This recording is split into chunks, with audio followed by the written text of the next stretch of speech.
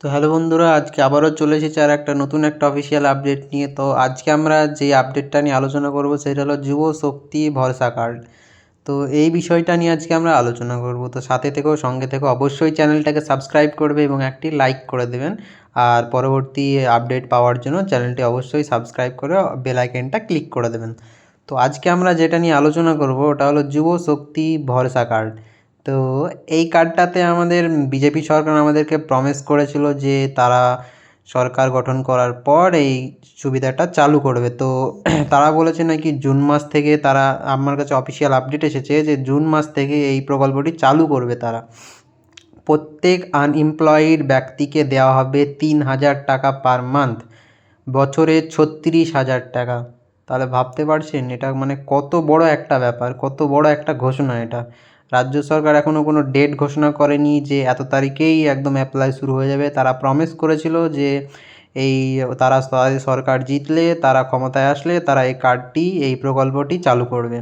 তো এটা নিয়ে আজকে আলোচনা করব। তো দেখো, এই যুবশক্তি ভরসা কার্ড, এটাতে তোমাদের মাসে 3,000 টাকা করে দেওয়া হবে। আর এখানে কি এটার যে ডকুমেন্টসগুলো লাগবে, যে সবথেকে ইম্পর্টেন্ট ডকুমেন্টসগুলো যেটা লাগবে, Aadhaar card, voter card, bank account with Aadhaar DBT link, আর এমপ্লয়মেন্ট ব্যাঙ্কে তোমার রেজিস্ট্রেশন নাম্বার লাগবে, ওখানে অবশ্যই গিয়ে রেজিস্টার করে নেবে। আর ওখানে কী করে রেজিস্টার করতে হয় আমি আর পরের একটা ভিডিওতে জানিয়ে দেবো, ওর জন্য সাবস্ক্রাইব করে নেবে, লাইক করে থাকবে, সাবস্ক্রাইব করে থাকবে, সঙ্গে থাকবে, যুক্ত থাকবে, তাহলে জানতে পারবে পরের আপডেটগুলো।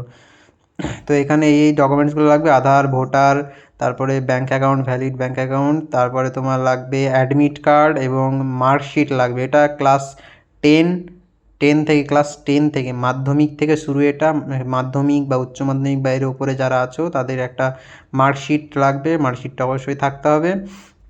আর এই ডকুমেন্টসগুলো লাগবে, পাসপোর্ট সাইজ ফটোজ লাগবে, আর একটা সাদা পেপারে সিগনেচার লাগবে। তো এই জিনিসগুলো লাগবে। আর অবশ্যই তোমাকে পশ্চিমবঙ্গের সদস্য হতে হবে, পশ্চিমবঙ্গের ব্যক্তি হতে হবে, পার্মানেন্ট রেসিডেন্ট হতে হবে পশ্চিমবঙ্গের।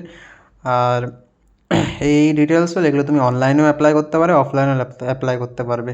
তুমি অনলাইনে অ্যাপ্লাই করা খুব সহজ। যখন অফিসিয়াল একটা ওয়েবসাইট রিলিজ করবে সরকার থেকে, ছাড়া হবে যখন অফিসিয়াল একটা ওয়েবসাইট, আমি তোমাদের জানিয়ে দেবো সেই ওয়েবসাইটটায় কীভাবে রেজিস্ট্রেশন করতে হবে আর কীভাবে সাবমিট করতে হবে ডকুমেন্ট, কীভাবে অ্যাপ্লাই করতে হবে, সব পরবর্তী ভিডিওতে আমি জানিয়ে দেবো।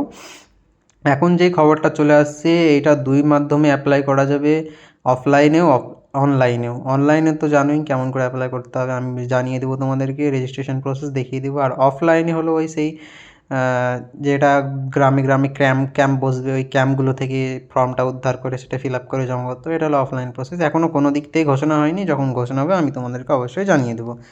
তো এটাই ছিল আজকের ভিডিওটা। অবশ্যই লাইক করবে, কমেন্ট করবে, শেয়ার করবে। কোনো প্রশ্ন থাকলে অবশ্যই কমেন্টে জানাবে। তো আর পরবর্তীতে আরও নতুন নতুন অনেক আপডেট দিতে চলেছি, এর জন্য সঙ্গে থাকবে, সাথে থাকবে। কোনো ভিডিও যেন মিস না হয়, সাথে থাকবে, সঙ্গে থাকবে, ঠিক আছে?